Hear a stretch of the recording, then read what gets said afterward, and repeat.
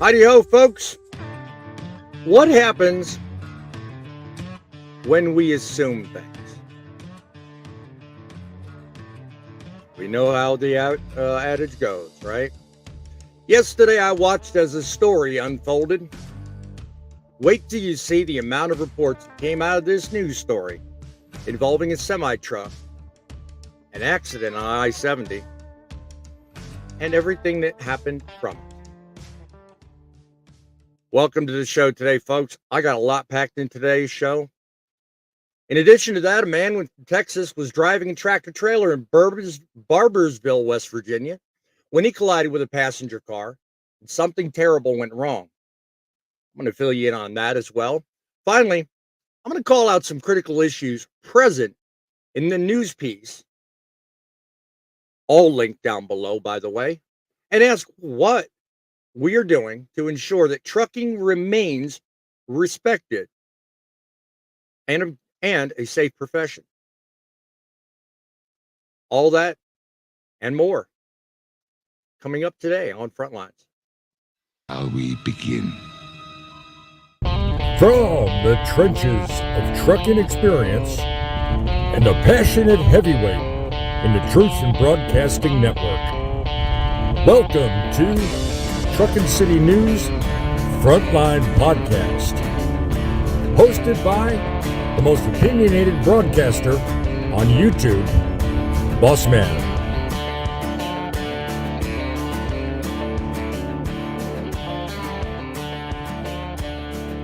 That's right, folks. You heard it here. The El Rushbo of trucking news. I humbly take that approach. Because, believe me, I'll tell you what, I'm doing something with this show that nobody else has done before. Howdy ho, guys. I'm Boss Man. In case you're joining the show for the first time and you have not met me, your host and guide through this view of trucking news. Welcome to the front lines, a place where you are welcome in to sound off on trucking news with no agenda. My friends, that is what we have here. We have a show whereby you can feel free to sound off on your views of what trucking news should be, should represent, and should be in these days. We are the United States of trucking.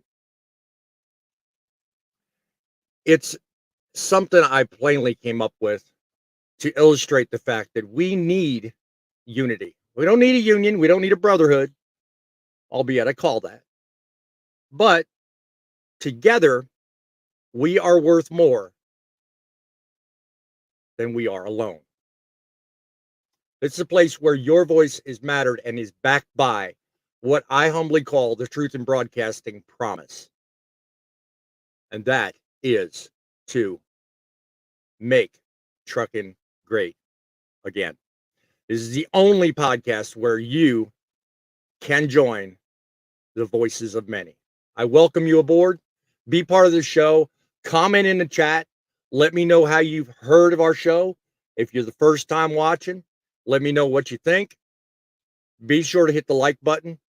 And when you hear this sound, ding, ding, ding, that means our studio lines are open. Call in, talk to me, ask the panel questions, engage us, make us think, make us hear your voice. If you want to opine on anything we talk about, click the link underneath, join the show. It is a StreamYard link I have set up especially for you guys. If you want to be part of the show, be on the panel and make your voice be heard, whether you want to be on camera, be incognito as a phone call, whatever, go ahead and do it. When the studio lines open, our number is 860-785-3547. Again, wait on the sound. When you hear that sound, the studio lines are open and we will be taking calls. We will take your opinion and run with it. And together, we will make trucking great again. Become part of the United States of Trucking, the only place where your citizenship matters. Today, I want to open with a feature, a small feature to basically remind you this show is here for you. And the best time for new beginnings is now. Every time I bring this show up, I am going to bring up an expression, a quote, something that gives you a moment of pause. Think, inspire, make you better, make you more whole. I used to do it with trucking history. I may bring that back. I haven't quite decided yet. But this right here, I think represents it. A cool picture, a neat idea, a concept most of us don't ever think about. But moving on, we are the show that all others can't be. Welcome to the chaos, as it were. Got a few friends that are engaged in just that. An idea that really more people need to jump on and be aware of. And I welcome it. It's a friendly competition. 3 guys have together endeavored to make life better for them and hopefully send a message and get your involvement. One of them will be joining us soon. Most of them are on the panel today. But when it comes down to it, from truck stop jumping jacks to grumpy dancing workouts and even playing in traffic, these fellas are proving you can stay fit no matter where the road takes you. And trust me, guys, you won't want to miss the laughs and the friendly jabs along the way.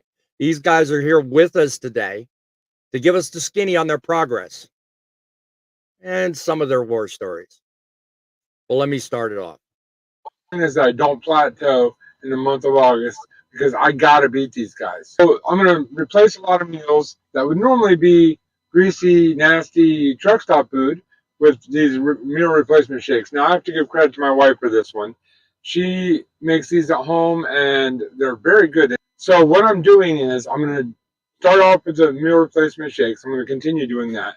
And then as I get closer to the middle of the month, I'm gonna start ramping up how many steps I'm taking, doing a couple of, jumping jacks, whatever I can do to get my heart rate up. I'm going to confess I suck at talking to a camera. Screw it. It's going to be what it is. I decided the month of August, from the 1st to 31st, I'm going to lose weight.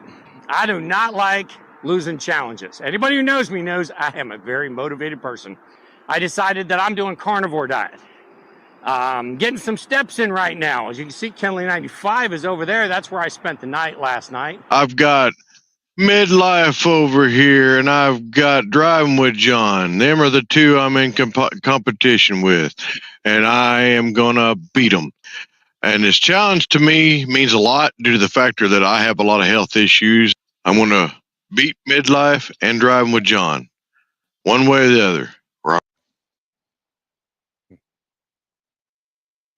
These 3 guys have made it their mission to be the best they can be.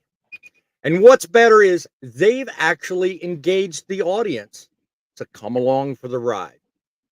So let's get a perfect perspective from all these guys. Right now, 2 of them are with me. Another will be joining us shortly. And let's see how they view their progress. So welcome to the show, my friends. We got Grumpy, Highway Junkies, Midlife Trucker. Grumpy, I'll go to you first if you're willing and able to talk. And let me know, are you feeling still as froggy as day one, or are you kind of, like John was saying in his, plateauing. How are you doing with your weight loss? Well, honestly, I don't know where I'm at right now because, like I said, I only weigh in once a week because I'm only home on the weekends. Mhm. So, don't really know if I've lost any or gained any. I'm hoping it's a loss, is what I'm hoping. But, time will tell. I got a few more days before I get home and can do that. Right. And let's hope for the best. I'm hoping I've lost some weight. That'd be wonderful. I'm wishing nothing but the best for all three of you.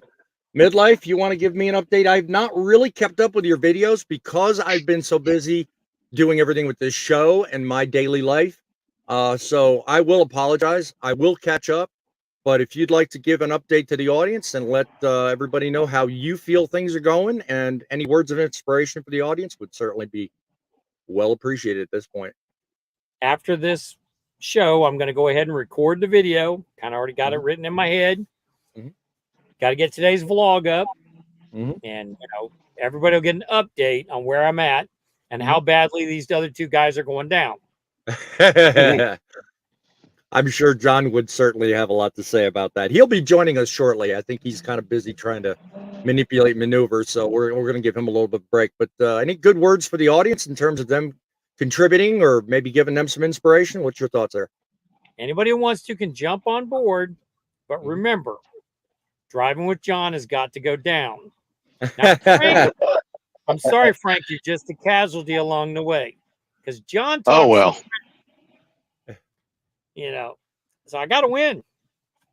No matter what, we are all winners. Even if we don't get the highest number, even if we don't get the best result, we are all Smallest winners. It's only a number, but at the same time, we're all winners, no matter what the outcome is. And I encourage you in the audience, take your health seriously. Because myself, I've also put in kind of a part of the hat in the game, and I haven't been able to do vlog videos because of my schedule. But I will tell you, I am taking it just as seriously as these guys. I don't have any weight to lose, obviously, but I do have a dog in the fight because I am eating more, and I will let you know that positively is happening. And I got a little bit of video evidence. I will start showing some of that on World of Trucking. If you're not familiar with my other channel, World of Trucking, check it out. I'm going to start something I think of as unique. I'm going to do lifestyle vlogs, and I'm going to say it only that way. But when I start it, I will update everybody along the way. Highway Junkie, what do you think of all this, my friend? You are just sitting there, not like really saying a whole lot.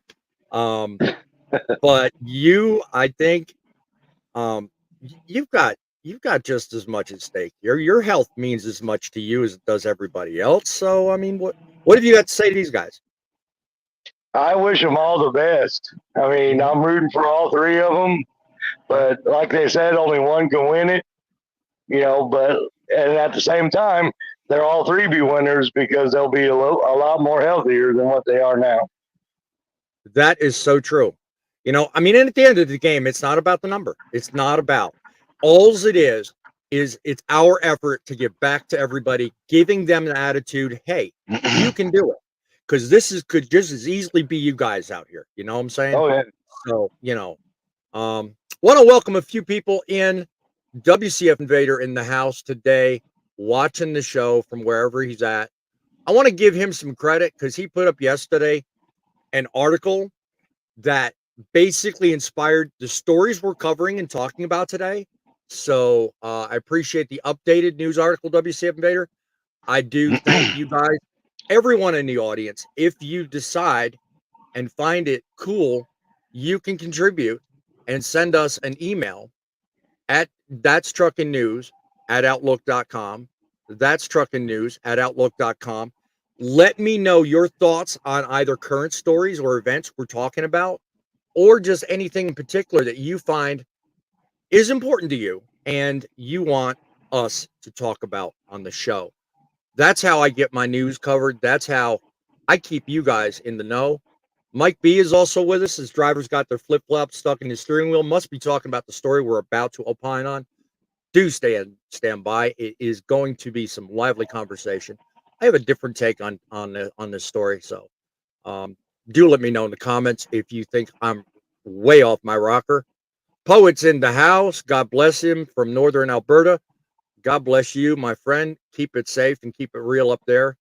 Let me see, right down to my toes. Okay, God bless you. Mr. Cut, folks, Full Send Express. I don't know, you're talking about the gentleman involved in the accident. Trucking with Old Snapper in the house. Good evening.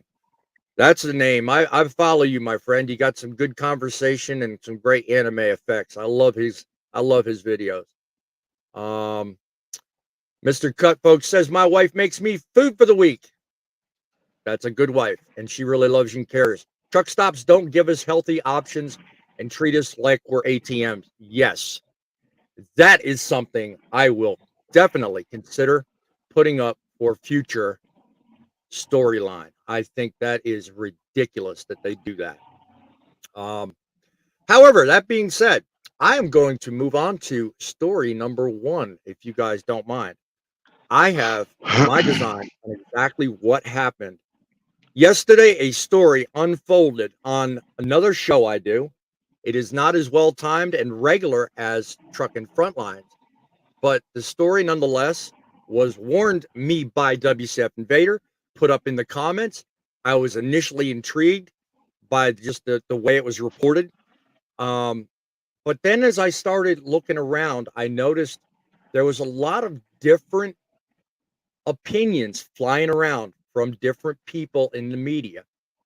Local news media had probably the most accurate thing to say, which was that, the semi-truck crossed the median after losing control. That was the way the initial report came out. Then others came out saying that it was because a wheel fell off. Others also opined on it, saying that a car caused it, swerving off the shoulder. There was just a huge amount of misinformation floating around in just the first 3 or 4 hours. So what I took to doing is I decided, well, you know what? I'm going to actually pull it up and see for myself what happened.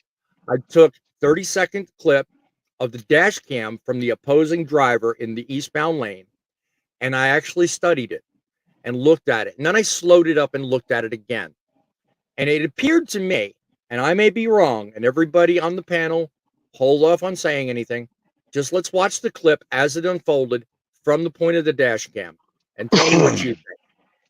As the truck approaches in regular speed, and now in slow motion, as the camera pans over and steadies, you can just barely see off to your left what's going on. It appears, and I'll continue replaying this for just a moment because I want to replay this one more time and point out an obvious thing here. There's a car in your lower left as we speak right now that's got severe right-hand side damage. Okay? And if you look as the camper passes through the viewfinder on the far right, you can just barely make out what appears, boom, right there. That car is swerving over from the drive lane, not the passing lane. Now, as it goes, of course, bounces off the semi, which then goes into the median. So it appeared initially to me as I started looking at this, oh, wow, we've got a car that caused an accident. That's my original thought on the whole thing. Now, whether that's actually the true point of view, I don't know. I mean, obviously, there's going to be a lot of reports drawn. Investigators are going to come up. But WCF Invader also put in the comments the updated story. I believe it was right here, that story link. And I have since learned some interesting facts. I understand, Midlife, you have yourself learned interesting facts as well. And what do you know that can update us about this whole thing? Okay, first, the 2 people who were killed is Cindy Helms, 54, of Rockwood, Tennessee, and Melvina Collin, 84, of Broomfield, Colorado. They were in the U-Haul that was going the other direction. Right. They were completely innocent in this, had nothing to do with it, and they were driving down the road. Right. The driver was Walter Montejo. He's 26 of Southgate, Driver California. of the semi, I presume. Driver of the semi. Mhm. He's been charged vehicular manslaughter. Shouldn't have been on the road, period. Driver's license suspended for a DWI. Mm-hmm. In addition to that, he's had some violations. They weren't anything serious. The company's a single truck carrier. They've had 4 inspections, 3 of which resulted in violations, 1 of which was an out of service. So he shouldn't have been on the road to begin with. But what we're looking at when we look at that video, we're not necessarily seeing the start of it. That car that was hit just came onto the interstate at that entrance. Right. What we're not seeing, Stadium Road entrance, I believe. just prior to that, the truck signaled a lane change, started to come over because it had cleared a vehicle and didn't see the BMW, collided with the BMW, and then went over to the left and went back. And that's when the car went into the side that we start seeing. We didn't see that the car had already been struck once. And this is verified by 2 witnesses that were behind it. Now, the witness that talked about, one was in the Stanley steamer truck. If you watch the video, you see it pull over. The witness that was coming forward, it was in the blue semi, and his name is Caldwell, and he said he saw the wheel come off. That makes sense also because if you look at the timing of it, coming around that curve, that's what he would have seen. He would not have seen any initial collision because the curve's in the way. And also, are we really looking at everything in front of us until all of a sudden there's a big noise? Yeah, or a lot of smoke. Yeah. Yeah, but he has now been charged. Failure to stay within his lane, speeding 11 to 15 miles over. And if you watch that video, he's driving faster than hell. It was kind of hard to tell whether he was going faster than everybody else. But then, when you're talking about a zoomed in perspective, it is really hard to tell. And he got 2 counts of first-degree involuntary manslaughter, 1 count of second-degree assault, and misdemeanor driving while revoked. Yeah. Driving while revoked is only a misdemeanor in Missouri. Go figure. Well, my heart and sympathies go out to those that were injured or negatively affected somehow. Losing somebody over an accident like this is never an easy thing. So my condolences and my heartfelt sympathies. I will say this, though. I can't really opine on that which I don't know. I mean, I know now more than I did. Thank you, Tom. I appreciate your diligence to looking up the facts and bringing them to the audience. I don't have anything other than just add pre-trip. Everyone out there yesterday was real quick to think the wheel coming off the semi was the cause. Come to find out it wasn't.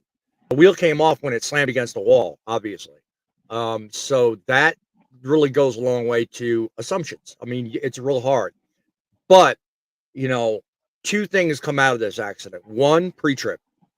Major important thing. 2, slow it down, people.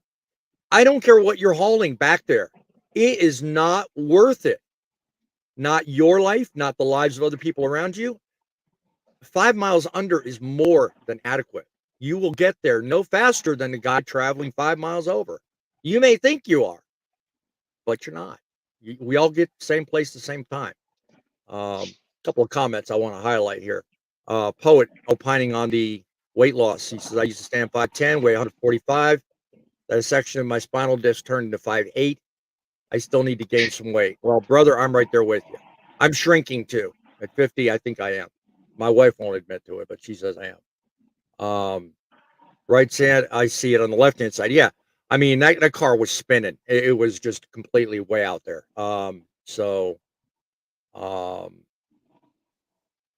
Singles, home runs, new face in town. Hey, don't know if you're just grabbing everybody's channel, but thank you for that. Welcome to you. Excellent reporting. I've been trying to stay on top of this. I've had a very hard time finding accurate information. They were contradicting witness statements too. I know I saw one this morning from a fella who was apparently caught up behind the accident and also recounted his stories. That's why I say pre-trip, because that was one thing. A fella named Tyrone, I believe, also got caught up in the mayhem because he was behind apparently the semi that got struck over the wall. So it is certainly never friendly to either be in an accident or be witness to one. LJ, what do you think? I mean, good Lord. Have you ever witnessed something like that? I mean, do you have something you want to add about this? I mean, what do you think when you see something like Some that? people don't realize when they're doing their pre-trip, it's not just on the truck. Mhm. The driver apparently was unfit to drive the truck anyway if he didn't have a valid license. Good That's part point. of Good pre-trip. point. Good point. Kudos to you for making that point. If he's not fit to drive, then he wouldn't have been in that spot in the first place. Exactly. Yeah, it goes part and parcel of some of the reporting I was talking about yesterday in the Journal.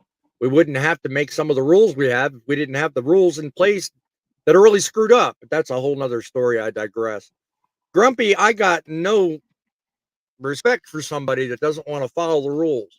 But that being said, I mean, if you shouldn't be behind the wheel, I mean, what do you think? I mean, you think these people need to look a little bit more carefully at who they're hiring? I definitely do. I mean, and then how do we know they hired him? I mean, he may have been under another authority or something like that of his own. He was basically covering up. But at the same time, I look at it as you don't have a license. I don't care. You shouldn't be behind the wheel of anything.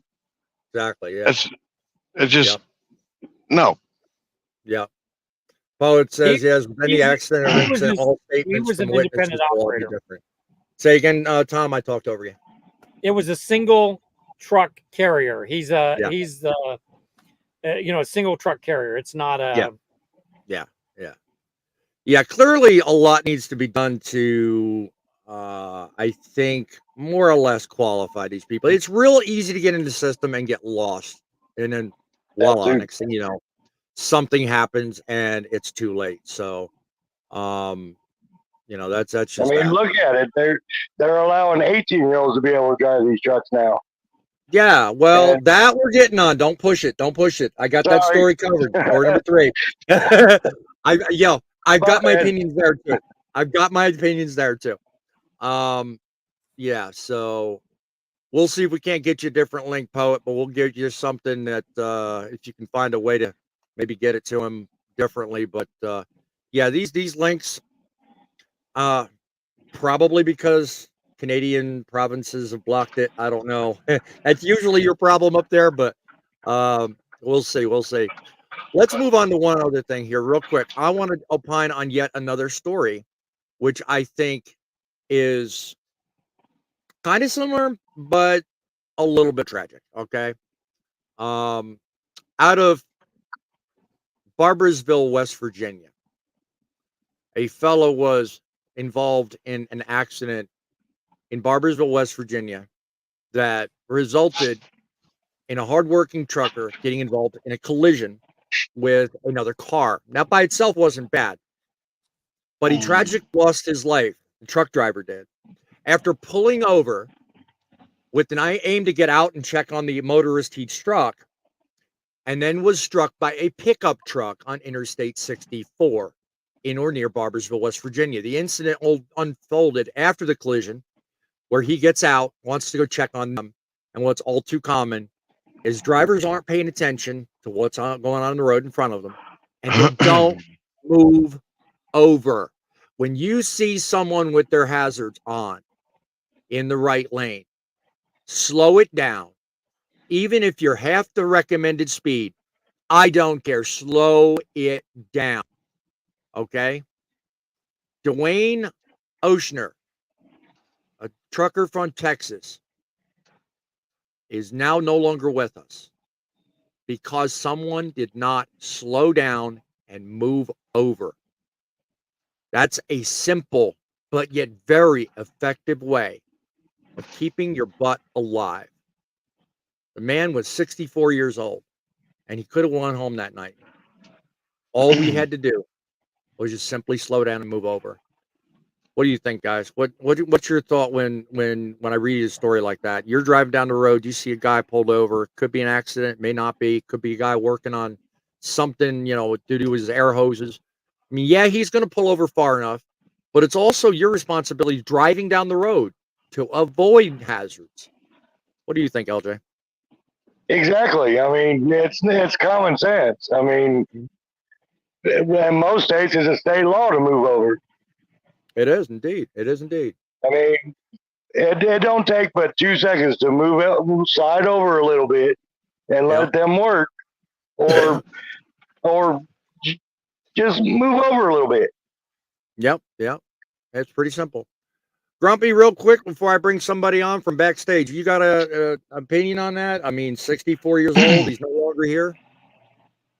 Well, that could happen to any of us drivers out there. And let me tell you what, the fact of it is, you see something that's on the side of the highway, try to move over if you can. If you aren't able to get over, because some states you can't, slow down.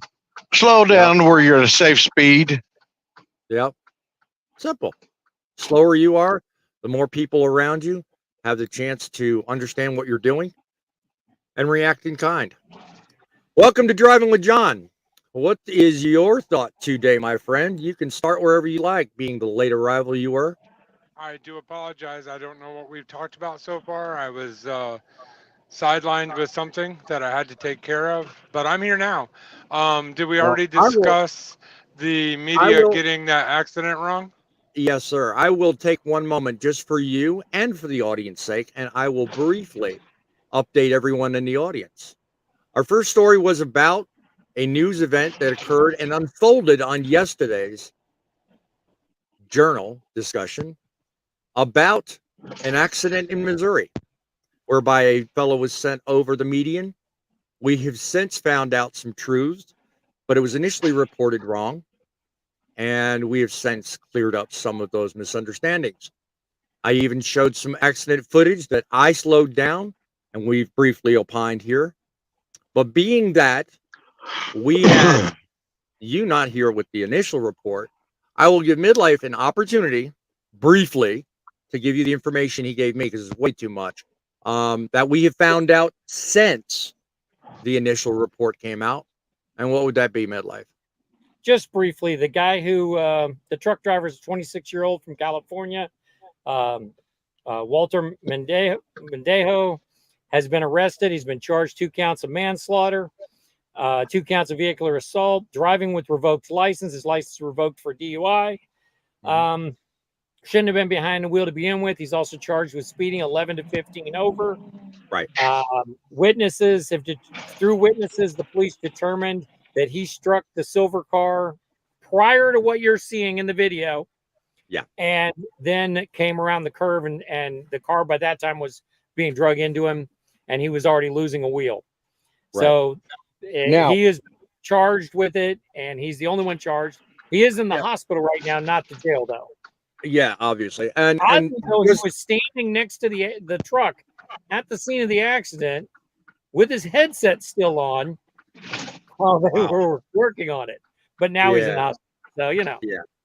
Well, as would happen. Now, John, we noticed yesterday there was a myriad of reports, even so much as the report that WCF Invader made me aware of, that basically had it all wrong. They had a number of people saying a bunch of different things. And there for a while, there was a very spirited backstage debate going on between you and Midlife, even before all of this came up. What were your thoughts then? And I must ask you, what are your thoughts now? Well, if he had a revoked license, he shouldn't have been behind the wheel. But all of that being said, I'm not even gonna go too deep into this, other than eyewitness statements and so and so said and so video that we see 100%. Yeah. Whether he was supposed to be on there in the truck or not, the car caused the accident. From what that we is abundant from a perspective that's abundantly obvious, but other eyewitnesses seem to opine on different facts. You're not seeing the accident from the beginning. That's what I was getting to say. I understand that. Yeah, I understand you're getting that, one perspective. And I'm not saying I did, but all of that being said, from the video that I saw and that WCF Invader did send us, it looked like the car's fault. And the problem that I had was the news automatically reported as first he rear-ended the car, but the car had no rear-end damage, so that obviously wasn't true. And Yeah. then that he oversteered, which also was Right. not true. The problem that I had was that they didn't point out at all that anybody else was to blame other than the trucker. Right. The trucker. And this one was so Turn down your player, buddy. Got to turn down your player, poet. Oh, this one was so obvious that it was caused by that car that it bothered me extremely because we already get a bad slant in the media. We already get a bad slant with the public. We don't need Right. any more help than what we already have. Right. Exactly. Well, obviously today's show is timed a little differently than I wanted it to be. So we have a caller on the line. Somebody we're all very, very, very familiar with, from Northern Alberta. I'm sure he's willing to opine on something I have sitting on the screen as we speak. What took Canada so long to institute a move over slow down law? Hang on. It's not Canada, okay? Okay. We have 10 provinces. We have 10 provinces and 3 territories, Okay. right? Now, being on the plains in the west, actually decided to follow the laws. So we are required to slow down 60 kilometers an hour, which is about 35, 40 miles an hour, Okay. okay, on the two-lane highway, and to move over and the same speed limit on the four-lane highway. Mm-hmm. So what took Alberta so long? Who the hell knows? We're rednecks up there. There's a lot of states down here that are just now getting with that kind of move over thing. The state of Tennessee, I think, just recently, within the last 2 years, made it a mandatory thing, whereas before that, not, because they had 2 laws that they were focused on just prior to me moving out of the state. One was move over, the other was left lane. So those are no longer big issues, but more states are adopting that. So it just makes sense. It saves lives. You think? Yep. So After what I just heard, you talking about? Yeah. Yeah. Overdue. And I think 40 miles an hour on a 4-lane highway when a driver, truck driver, car driver, cop, whatever, okay, yeah, that's still too fast. it is. We It is. should be mandated down to 25 miles an hour. It would definitely make a huge difference. It would definitely make a huge difference in lives lost and lives saved. I think so. So I definitely. think so. I mean, I'm not perfect. No Never one is. claim to be, No one is. you know. Well, I have my own theory of perfectness, but I'm not going to discuss that on this channel. I amen to that. Yeah. I will send to you privately. Look forward to that conversation, my friend. I'm going to move on. I certainly appreciate your calling, contributing to the show, my friend. You do everything you can to keep Canada safe, and we'll do everything we can to do our part down here. My friend, I appreciate you contributing. Thank you, sir. God bless. Good night, all you guys. God bless and be safe. Stay safe. All righty, my friend. We are definitely talking today about safety on the highway, and that was an opine moment from Northern Alberta. We welcome you, your opinion, and those of everybody else in the audience. If you want to call the show, go ahead, 860-785-3547, 860-785-3547. Lively discussion today. Any last closing thoughts to anyone on the panel? You may opine, give me your thoughts, and we're going to move on to the last story. Yeah, I would like to say a couple more things. Go ahead, John. Go ahead. So going back to that accident again, people, I've been watching news story after news story about it, and there's been a lot that's been said, but let's be honest and clear here. If you just look at the footage and take all the outside factors that Midlife graced us with, which I haven't verified, but I'm sure he's got his sources. If you just look at the video, it points out who's at fault from the Right. video. Not if something happened before, not if the guy didn't have a license, none of that. Now, Right. a lot of the reports were talking to eyewitnesses and all this. Okay, let's be honest and let's be sincere about this, guys. Eyewitnesses, honestly, aren't the most dependable ones because they get it wrong all the time. A little fact about myself that most people don't know: I went to school to be a cop, and the first thing they tell you is when you get an eyewitness statement is only about half of what they tell you actually happened, and that's because There's your own always- biases, your own view, your own perspective comes into everything. Yeah, there's Yeah, always a yeah. bias in it. Yes. So And then I think a lot of that also resides in the news media. Do you not think? Do you not agree?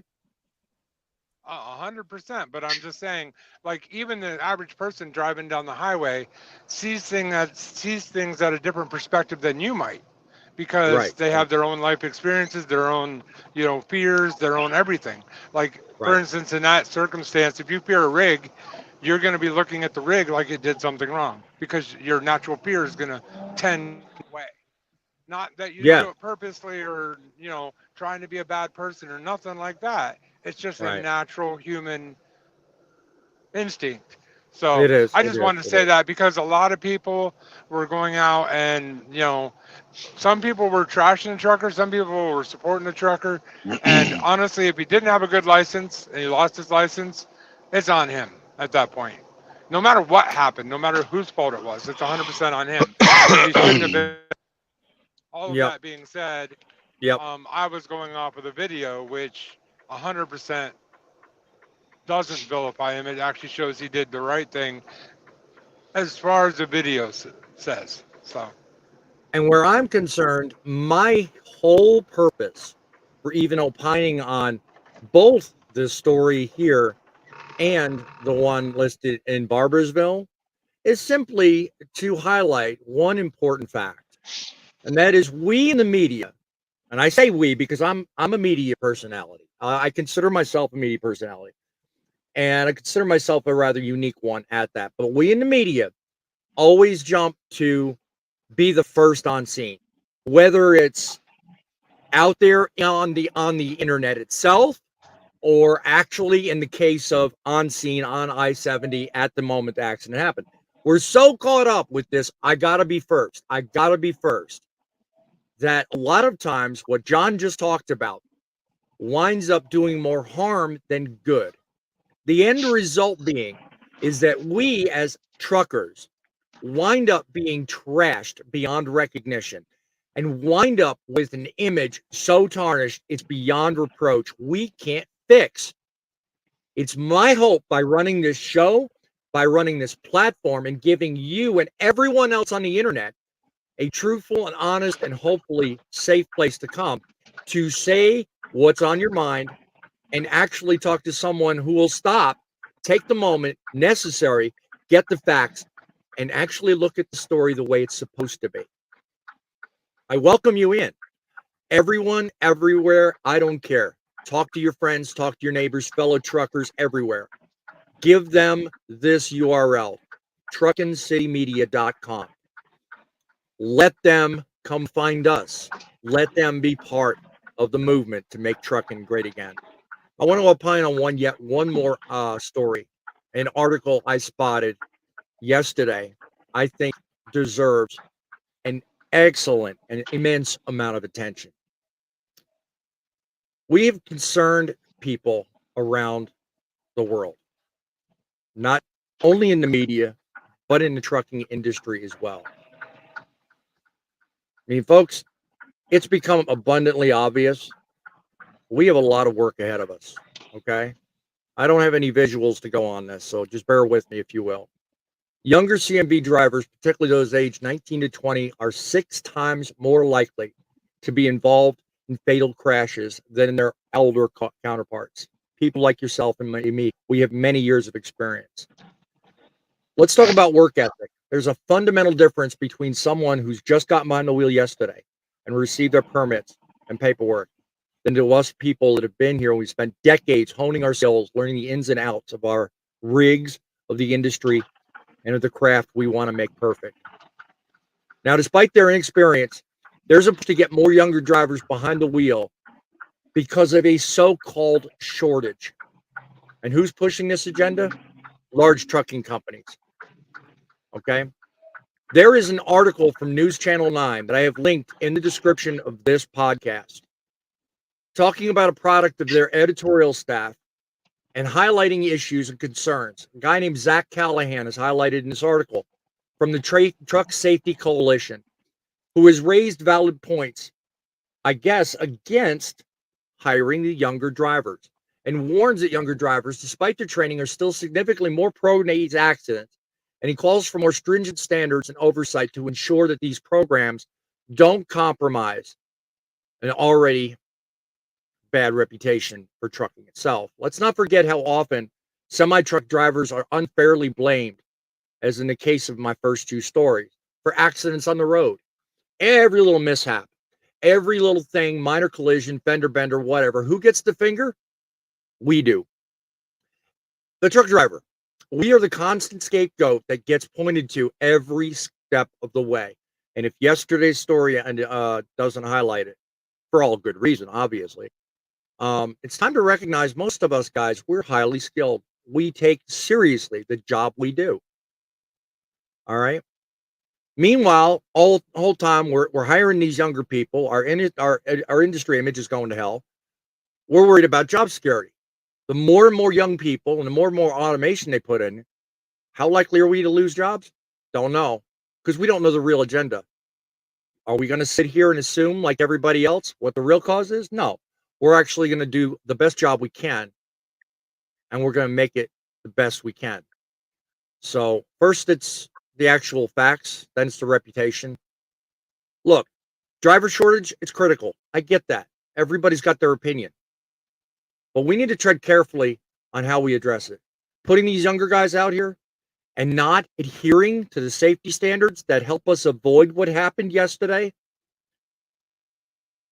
we're in for some doom. We're for some doom. I'm going to say it the way I originally thought, because I'm winging a lot of this, just talking points. It's time to stand up and band together. The United States of trucking, I mean it. It's a good thing. We need to actually demand rightful standards, better quality, more training, longer training, better training. You're going to put these younger guys out here, let's make sure they know what they're doing. Let's put a probationary period. Let's actually put our head together and come up with ideas and solutions that actually make the industry safer. And that's my opinion. I'm not going to repeat it, but I think it's widely known. We're the first ones called out on the carpet when we make mistakes. So that being said, I'll give you the floor on this one, LJ. What do you think of my opinion on that and the idea that we're still looking to get this safe driver apprentice program going? Come on now, let's get safer. What do you think? I hope it never happens. Well, it is. I agree with you. It is happening. I mean, why would we put a 19-year-old in charge of an 80,000-pound vehicle going down the road when they could barely keep a 4,000-pound vehicle on the road? Exactly. That don't make no sense. Yeah. I mean, how many times we see? It's like how many times we see them causing accidents, and we're supposed to give them a CDL? Yeah. They're too busy on their phones to be paying attention to the road as it is. Look how many times you go past them or they pass you, and you'll have one guy in the driver's seat, they're on their phone. The person in the passenger, there's the passenger's on his phone. Exactly. I mean, it don't make no sense why they're doing that. I mean, me personally, I don't like that idea. I mean, they raised the cigarettes up to 21 years old for them. Yeah, yeah. Well, I think a lot of people are stuck on this whole idea that if they're old enough to serve in the military, carry a gun and defend our country, they're old enough to do a job. We kind of take for granted. But you know what? Like holding a gun, like defending our country, it's a serious job. Treat it that way. You know, I agree with you. think we owe it to the public to take it seriously. Nice thought, nice conversation. I like that. What do you think, Midlife? I'm sorry, I disagree with you. Okay. It does not Tell me make why. anything less safe. Already for decades, an Mhm. under 21 person can drive from Lubbock to Laredo legally with a CDL. Okay. All this did was open up state to state CDL driving. However, they can't go from Indianapolis to Akron. Now, only So are you 30 of the opinion, not to interrupt you, but are you of the opinion that somebody younger drivers are capable of taking as seriously the job as we do? Well, all the things you asked for, the federal government did. The program had requirements. Okay, a driver can go to prime at 21 years old. He can get a 3-week class, 4-week class, and finish his PST, get put in a truck with his TNT trainer. His TNT trainer goes to bed. He's got 4 weeks driving, and only 1 week of that was driving. And what's the difference? That isn't allowed under this program. Under this program, the driver who trained him had to have at least 5 years over the road, had to have at least 10 years of holding a CDL, had to be in the passenger seat on duty, and there was a number of hours that they had to have. And I think it was about 8 or 10 weeks worth. So this was going to cause more training. You've said for a long time you wanted more training. And you don't have to worry about the program anyway because it expires next year. The program sunsets. Like everything else we talked about on the Journal this week, it's nothing more than feel-good propaganda. That being said, it ends July 2025. Right. That being said, what I'm raising today is the simple fact that, in my opinion, and if you in the audience feel differently, please opine. I will go through comments in a minute. I believe those individuals younger in age don't have the capability. Now I'm saying this generously, don't have the capability of taking the job as seriously as people like yourself and me. We're older, we have more life experience, we have more upstairs to go on in terms of mentality to be able to handle 80,000 pounds cross country for long periods of time with serious amounts of isolation. So can a 19-year-old do that? No, I don't think so. And that's where I'm stuck. And that's why I'm raising the points I am, because I don't think, yes, they can hold a gun. Yes, they can defend our country. No problem with any of that. There's immense responsibility in that. But look at what happened on the road yesterday. I mean, 2 separate accidents, 2 separate situations where I think probably, had there been an older person, different set of circumstances, might happen a little differently. I heard John piping up there. You got something to add to this, John? Yes. Well, the whole argument they can fight in the military and all that stuff. Not that I disagree with that. I do believe that if you can go die for your country, you should be afforded every right of every American adult citizen. That being said, though, they also go through some rigorous training to before they go to take on that kind of responsibility. If trucking had that type of training, I would have much less of an 8-year-old driving a truck. But they don't. They go through a 4-week cupcake training where honestly you just know how to drive a truck, but not out on public roads with people around you. And then there's a lot you're not. In a truck with a trainer. Yes. Yeah, a truck and a trainer. Now, all of that being said, I was that guy. I went through crappy training. I did all of that, but I was older and more mature, and I took my time, and I talked to a lot of people, and I watched a lot of videos, and I made sure I stayed away from people, and I did everything I had to do to get to where I am now. Right. As a 19-year-old of training, willing to take that kind of dedication? That's the question we have to ask. It's not, and what do you, are they capable? Yes, they're capable, but are they willing to? Yeah.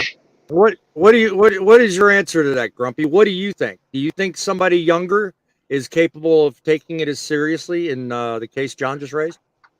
Real quick, be honest with you. Training, training, training. That's all I got to say to that. Training, training, training. Do you think someone younger is capable of absorbing that? Or do you think it should be left to the older crowd? Age really doesn't have a whole lot to do with it. Maturity does. Therefore, if they're mature and they're understandable, there you go. There are some young 19-year-olds that probably have more maturity than I do. I'll be honest. But do you know how many drivers apprentice participates there were? There were 4. Right. There were 4 people. Drivers did not want to do this, and like I said, they can already drive in state. Yep. And there were only 4 people as of March. Yep. When they testified before Congress, and there were 21 carriers approved, and only one of them was a mega, and that was Rail. And guess how many trainees Rail had? 0. Yep. Exactly. Back to the comments. Fake Trucking pipes in. He says, "Why is the truck in the left lane? Steering wheel holders." That particular comment, I think, is addressed to the first accident we talked about. That truck was clearly not driving in the left-hand lane. He was forced there because of the accident circumstances. But to your point, and to the point WCF Invader makes, dash cams, they save lives, believe it or not, because a lot can be learned from yesterday's accident. And I'm sure that things will probably come out of it. Not without loss of life, unfortunately, but what's that? He's poking me. That's what he's doing. That may be true, but 100%. to that, yeah. No, it to is that, because I get a lot of comments. I get a lot of comments of people saying trucks aren't allowed in the left lane. And that all depends on local and state laws. There's a lot of things that go into that. Now, if your local and state laws say they shouldn't be, then they shouldn't be. But that's not true everywhere. And people automatically assume every time they see a truck in the left lane, that's not allowed. And so he's just pushing my buttons because he knows that's my point. It's like, I hate that when I get that comment. It shouldn't be in the left lane. No trucks should be allowed in the left lane. And he was allowed in the left lane, though. Yeah, he was allowed in the left lane, and the speed limit was 55, and it is a construction zone. Yeah, so not totally a big deal, but I used it to prove a point because WCF Invader brought me the story, and he rounded it out very well by saying it proves we need dash cams. Griff USMC, I actually said your name right. You have to remember with the mainstream media, they follow a narrative and not the four-wheeler's fault. It's always the big mean trucker. Yes. They do that all too frequently, and that's one of the things I'm highlighting today. It has to stop. If it is our fault, God bless it, move on, point it out, let's learn. But if it's not, come on, man, give us the love and respect we deserve.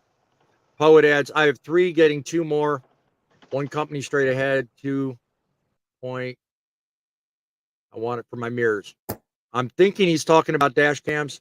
The more the merrier. I understand there's quite a few of us drivers out here that have quite a few. Myself, I have 3. I have 1 by the company, and I have 2 I run myself. So I'm well protected. The simulation needs an upgrade.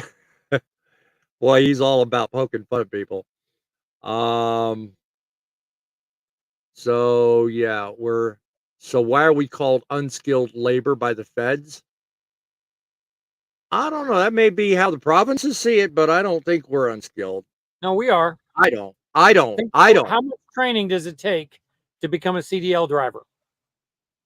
Now, a lot more than when I started, because when I started, it was only 8 weeks. 3 weeks and you get your license? 8 4 or weeks. 5 weeks and you're driving a big truck, right? Yep. That's not exactly the same level as somebody who has to go become I'm a sorry. journeyman. Midlife, I don't call a profession where I have to involve, or excuse me, let me back up. I don't call a profession where I have to invest $8,500 in my education to get somewhere. Oh, hold it. Low But skill. you got it for free. If I wanted to go through waiting half a freaking year, yeah. I mean, there was a wait list at the time. I wasn't going to wait 6 months for a grant program. So I paid $8,500. You have to admit, you may be an exception. You may have went to a lot. And there may be a couple other people who've went to colleges to get this. But Yes. 99% of the drivers out here went to a mega carrier like I did, Right. went 3 weeks to school, and Yep. got the keys to a big rig. Yep. Yep. That's I not see it this way. same as somebody who went 4 years of college. I see it this way. There's two differences here. Okay. Low skilled or no skilled, no money. Everyone can do it. I can go to a McDonald's tomorrow and get hired on as a burger flipper.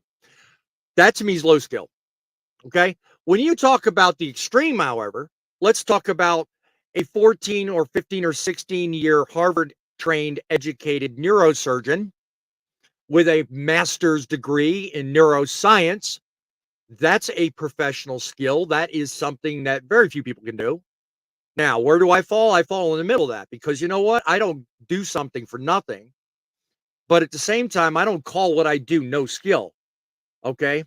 8,500, 8 weeks of school, and I still don't know things after 13 years in the business.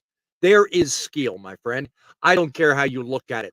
And the more and more I see media professionals doing what Poet just pointed out, calling us no skill, the more insulted I'm going to be, and the more I'm going to bark back and say, you're full of crap.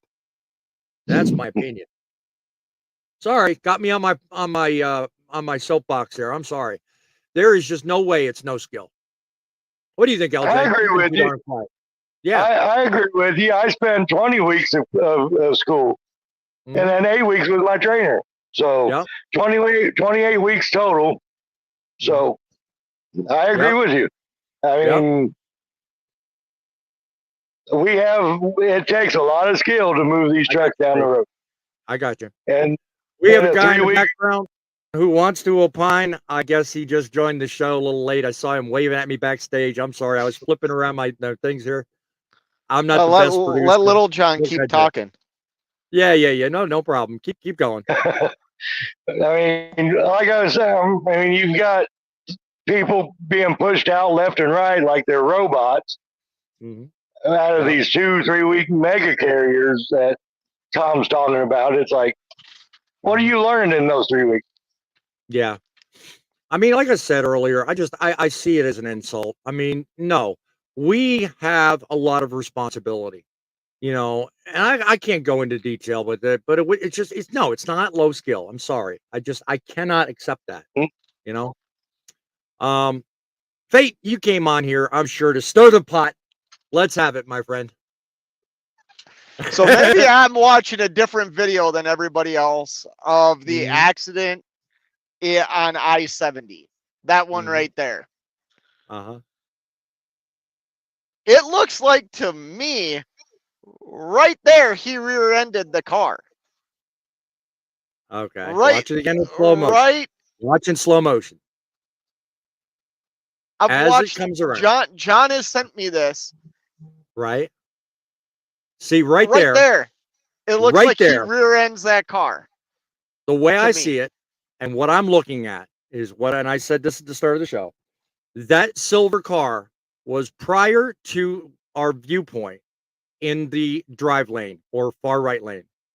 Something caused it to spurt right out. lane right there. Or as Midlife pointed out, may have been coming off the ramp and did not merge correctly. Either way, he started out from the right-hand side of the road and is now. But can we agree that he hits? He's in the right lane right there. Yeah, but, he's in the right lane as we speak. Watch as okay, it goes forward. Now go slow. It is slow motion. Right there. He drove there. over the back of the car. Right. But that car is now in the right is in the far left lane. Hell yeah, you okay, got so he cut him off. See? Watch he that. Cut him off. Now he's okay. Yeah, now he's being pushed over into the right lane, right? Right. Well, now he's already bounced off the truck. He's already turned sideways and is spinning and skidding sideways. So I'm just telling you, even from this angle, from what I saw, whether that car was and here's getting the other thing. You see the yellow van on the very shoulder? Yep. I think he was involved too, to some degree. No, he's a witness. He was not involved. Witness. No damage to that, but he was a witness. Stop. Yeah. So, I mean, really, it's hard to really nail it down. I'm sure there's investigators there and they'll all figure it out. But I'm just saying, and I'm not picking on truck drivers. No. Even looking at that video, I cannot tell you for certain that that was the car's fault. You're right. I'm not. Even I'm Mother not. Trucker. Even Mother Trucker came up and he gave a similar account. He felt like Mother Trucker even felt like he said in his video, and all I'm going to quote him saying is the truck driver was at fault. And that was all he said. And now I would be we interested find to out what know we did. how fast you have to be going to literally go over a Jersey barrier. 11 to 15 miles over the speed limit. Speed limit's 55 miles an hour right there. That's what they finally figured him out. So the driver was going 11 miles over the speed limit in a 11 to construction 15 zone. over, and he had a suspended license for DWI. Okay. Yeah. I'm gonna call a spade. How is this not the truck driver's fault? He should not have been on the road in the first fucking place. Single truck carrier, he can do what he wants. Yep. You ride it on. That's a point that I raised earlier. Fate, you were, I mean, dude, get in the show. It's like when we were actually first talking about this, that was the first thing I said, that there are way too many single carriers that get their DOT numbers, get started, get in the system, and then for whatever reason, they lose insurance, they lose this, they lose that, and they're lost in the system. And what are these people going to track them down? No, they're not going to. They're going to continue running under the radar until something like this happens. That's what needs to be fixed. And that's what we need to work on. Okay. Go ahead, Vic. Go ahead. And hold on. And then we do a live show talking about how our image is tainted and destroyed and the media is making it look like we are nothing. Are you trying no, I'm being honest with you right now. What the fuck are we doing here? That's 100% the truck driver's fault. 100%. Every bit. But that's why I covered it equally. The first one was his fault, but the second one, truck driver it was taken out. Did you hear the second one? I didn't see the second one. Well, I didn't show anything, but the story was basically in Barbiersville, West Virginia. A truck driver was involved in a collision with a motorist, pulls over, and then as he gets out to check on the motorist he'd been involved in the collision with, a pickup truck coming along, having nothing to do with that accident, runs over the guy and kills the 64-year-old truck driver. You know, that was an unfortunate scenario, and that's that sad. That's sad as hell. Yeah, it is. It is. But I covered it on both sides. Though. But I covered it on both sides. You know, I mean, just as easily as it can be the trucker's fault, the trucker can be the one that suffers. I mean, and my whole point today is, hey, look, we need to take this more seriously. You know, just like the title of the thing says. You know, are we really that crazy? Is it always going to be our fault? No. We need to take it more seriously, and so does the media. LJ, you've been too quiet. It's hard to get the media on our side. It is with bad apples in the tree. It is. And I'm not blaming. I'm not calling us all bad apples. Okay, that's not what I'm doing. But for us to sit here and pretend that you talk about united. Well, we got to do it the same on that end too. Unitedly, or however you enunciate it, we've screwed ourselves by, and we definitely need to turn that around. Situations that have happened like this, and I'm not pointing fingers at anybody in here or anybody in the chat. I'm just saying, if you want us all to be united under one umbrella, well, that's the bad apples also. You know what I mean?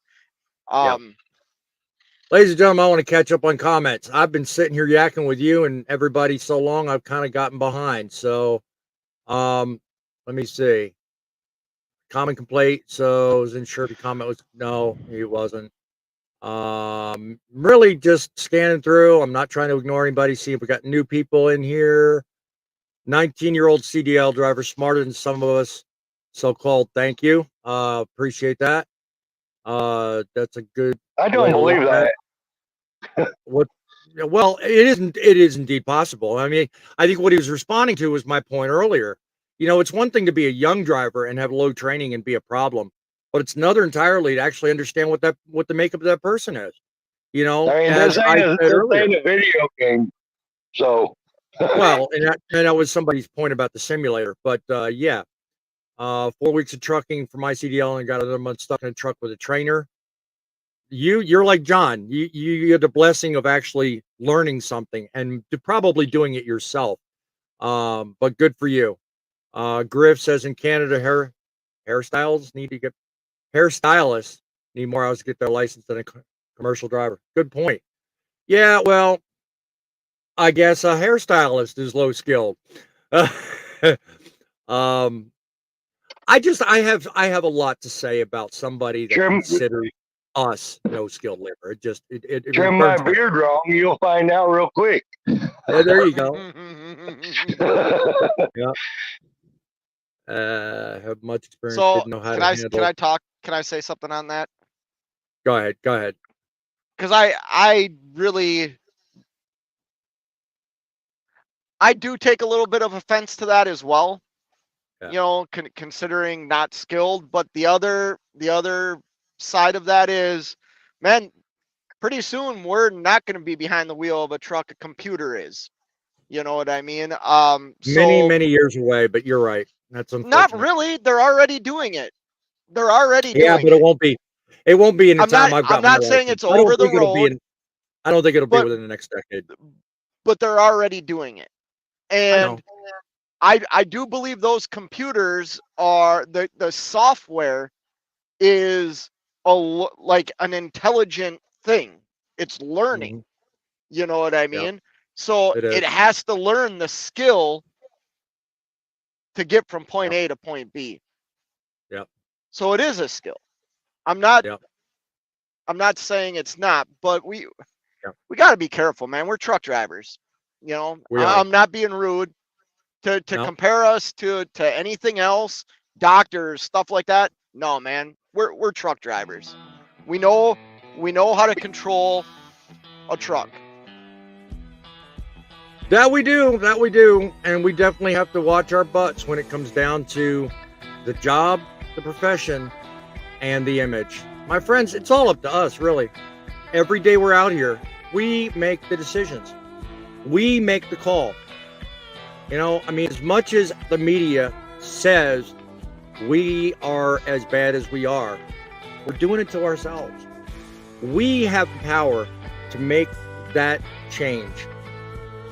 And make it, we will. I'm going to do something very unusual. And that's I'm going to take a call, even though I'm in the ending portion of my show. Because you know what? That's the kind of host I am. So let me bring on somebody that's calling us. Caller, you have a few minutes to make your point. Welcome to Trucking City News.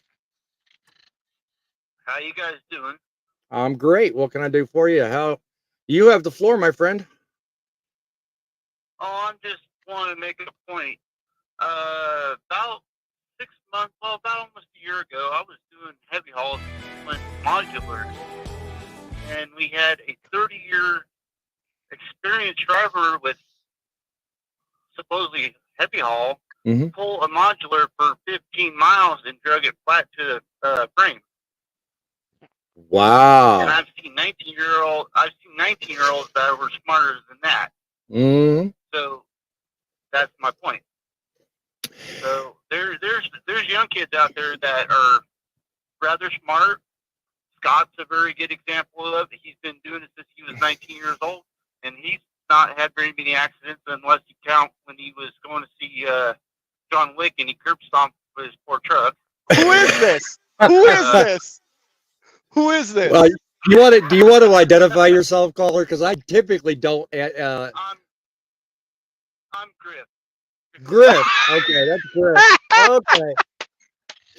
I've been giving Scott crap about that for a long time.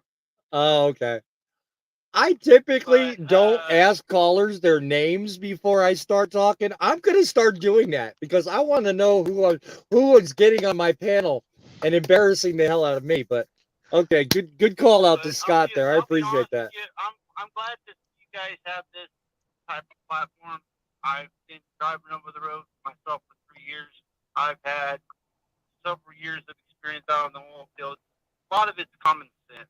It is. I met an older gentleman in his 50s, just got his CDL, but his trainer did not teach him how to back. Wow. Wow. I learned how to back 15-foot white heaters going down the highway. Then the guy and I was by myself, but they told me watch the wheels, do little bits of motion with the steering wheel. I still oversteered most of the time, but I tried most of the time to go by that. It's just what experience and what you get taught. Exactly. Everything. And everybody learns at their own pace. You can learn a lot in 3 weeks, but you can also learn a lot in 20. Yep. But when you go to a 3-week course at a mega carrier, then they just turn you loose and they expect you to run an 80,000-pound piece of equipment in snow and everything. Right. I have a favorite game stuff during the wintertime stuff. When I see a truck in the ditch up, is it from Canada? Is it some province of Canada? Even though majority of them have experience running in the snow, or California. Yeah, exactly. Because of the nicer weather. Yeah. But yeah, and everybody's so caught up in this. Got it. Yeah, and everybody's so caught up in this. Got to get it there. I mean, that's got to change too. I mean, you know, I'm not putting my truck in a ditch because of somebody's impatience for me to get the job done. It's just no way to run. So, Griff, I appreciate the heck out of you calling up and showing Fate how it's done. I appreciate that. I'm sure he loves it too. You guys, thanks for calling in, Griff. Yeah, you guys probably know each other other ways than that, but well, Griff is a big. One of these days, I hope to meet several of you guys out on the road. Well, and I probably passed by you a dozen times out on the road as it is, anyways, but you just never know about it. Yeah, probably. Yeah. What were you gonna say, Scott? I just was saying Griff's a big contributor on my channel. I mean, not just my channel, but yeah, he's a big supporter of my channel. So I appreciate that, Griff. Well, Griff, I appreciate you calling in, my friend. I have to wrap up the show. I have a schedule to keep myself. I thank you and the audience. I also thank you for calling our show today. And any last minute thoughts, John? Because you just came back in last minute. I'm going to wrap it up. Yeah, sorry. Trucking gets in the way of live shows sometimes. My only last thought would be that if you are young and you want to get into trucking, be patient, take your time, make sure you always have space, and stay safe out there, guys. It's always what has to be first on our list of deeds. Be safe, be careful, take the job seriously, because you know what? At the end of the day, you need to go home and you need to account for a job well done. You can't do that if you're 6 feet under. My friends, till the next time we talk more crap about the media getting it wrong, we'll look for you, ask you to be safe, keep it real, and by all means, keep it rolling.